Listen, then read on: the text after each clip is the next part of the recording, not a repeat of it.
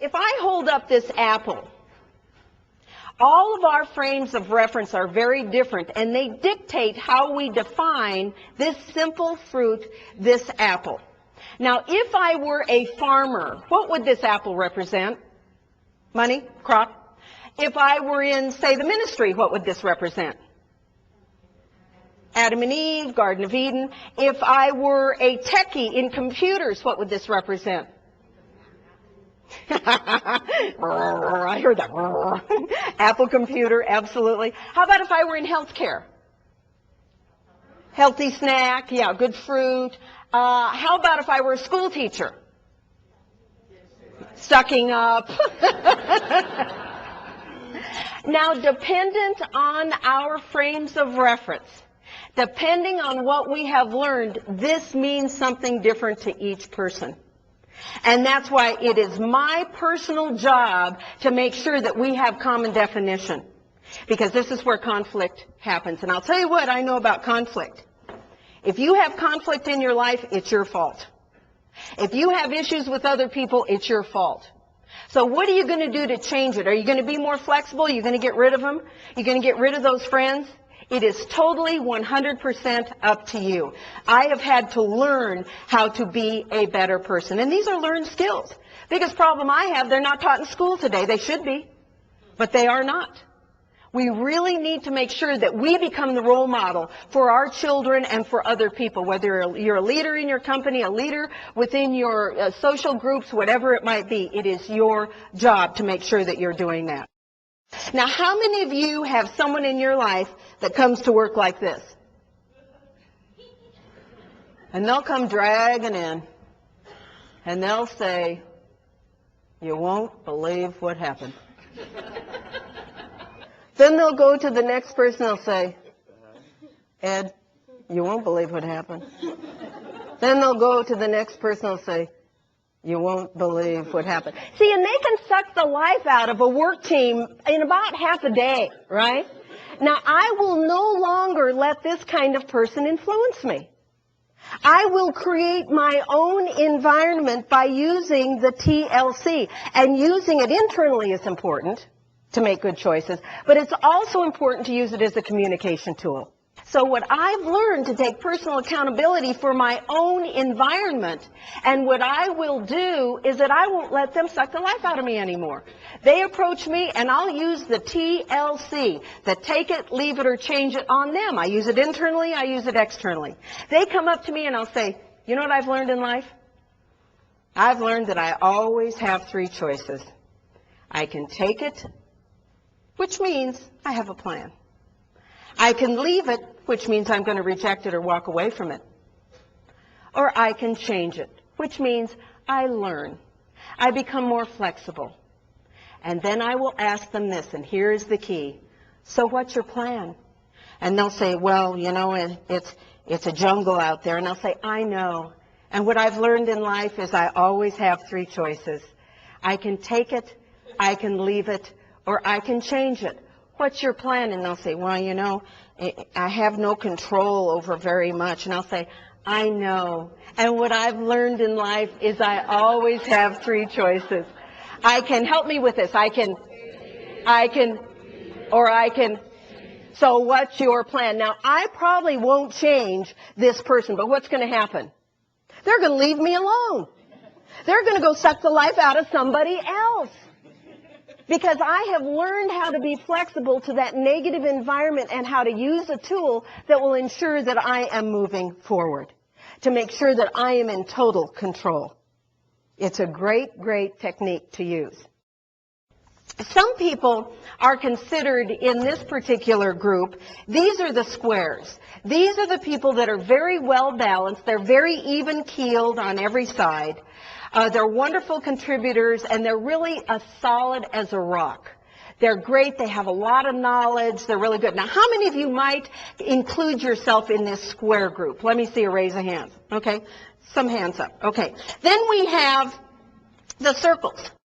These people are well-rounded. Okay, they kind of roll with the punches. And when conflict or anything happens, it's kind of like water off a duck's back. It just doesn't bother them.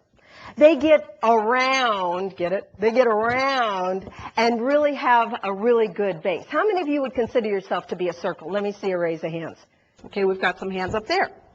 Now, we have the triangle group. These people are highly creative. They have a wonderful base to build from. And these two sides kind of go up like a vortex. And this allows all that creativity to come in. These people are fabulous brainstormers. These people actually start change. They just don't manage change. They will be the instrument to start change. Now, how many of you think you're a triangle? Let me see a raise of hands. A lot of hands up there. Now, this is one, the diamond, that is a little bit unusual. These are the people that are totally obsessed with sex. How many of you want to change your vote now? Just kidding. Actually, this whole thing about the square and the circle and the diamond and the triangle, I made it up. And I think what we have to do is be really careful of labeling people. And I think that so many times we go through the DISC, we go through the Myers-Briggs type indicator, we go through all these assessments, and then we give people labels.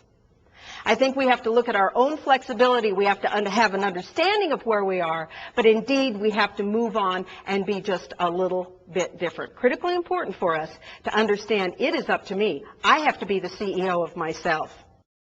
Now, one thing that I also know is that we have a filter in our head. I like to call this a spam filter. We all have them. And what happens is it gets filled up with debris. And I want to make sure that I open that filter of other people and that I open my own filter. It's like a gate in your mind. And you really don't get into the intellectual, the intelligent side of the brain until you declog that filter and you get rid of some of that spam. Let me give you a couple examples here. Working out in a gym. How many of you work out in a gym and enjoy it? Let me see a raise of hands. Okay, a lot of you do. You're the people that are healthy, you're in good shape, and everything else. Me personally, I live in Scottsdale, Arizona. I hate going to the gym because we have what I term gym bunnies. Do you know who I'm talking about? These little tiny cuties. Now, I am totally in agreement that a lot of guys go to the gym for the gym bunnies. They don't go to work out. They just go to see what's there that day, right? Now, what these gym bunnies do in Scottsdale is they have uniforms, right? They have little uniforms, and the bottom part of the uniform is really what bugs me. They have a tendency to use that thongy thing, and I look at these little tiny behinds with this thongy thing going on, and I'm thinking, why would I put material back in a place I've been pulling it out of my entire life?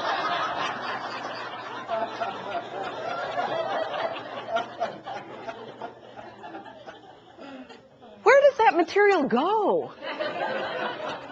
It looks really uncomfortable. Now, I do know the importance of exercise. Oh, that gives you a visual, doesn't it?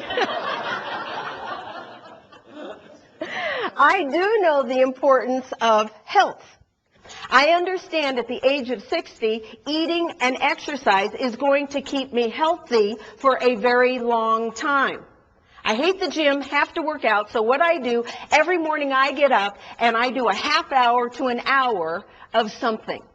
I have every videotape known to mankind, every DVD, all the equipment, all the exercise balls and the weights, and I'm always doing something. This morning I got up in my hotel room and I did a half hour of the DVD called Tighter Assets. Hey, it works. It really works. I have a sister that weighs 375 pounds and has not been out of bed in 6 years. She has made different choices. I choose to be healthy. I know that it is up to me to do that. No one else is going to do it for me. There's a technique that I like that is called the freeze frame or the stop frame. Because you've got all these frames of reference. And when you come across something negative, I think it's really important for us to freeze that frame of reference and turn it into something more positive. I'll give you an example of this. When you wake up in the morning, do you look perfect? Good to go? Don't need to stop in the bathroom, brush your teeth, or comb your hair, all dressed, perfect, ready to go? My guess is not. And I'll tell you, when I get up in the morning, it's terrifying. I have been sweating all night long The hair is glued to the side of my head. I've got this little red point going on, looking a lot like Woody Woodpecker. Be really careful that first thing in the morning of what you say to yourself in the mirror. Will you look at that? Geez, you're never going to be able to make sense of that. Freeze frame, boy, I'm sure going to look and feel a lot better when I get out of the shower. When you're driving along and you're looking for a parking place and it's a sea of cars out there, what do you say to yourself? There's not going to be a parking place. There never is. Freeze frame. I'm feeling lucky. I'm feeling parking karma. There's going to be a place right up front, and if there's not, maybe I need the exercise. I can change the frame of reference. And I'll tell you one thing not to do in the morning that a lot of you are doing, and I want you to stop it. Don't turn on the news. I made the terrible mistake of turning on the news the other morning, and you know the first thing I heard? There are more germs on your telephone than there are on your toilet seat. Now, what do you think that did for me for that day? Geez, not touching that phone. Man, might catch something, you know. So we have to make sure that we understand what we are filling our minds with.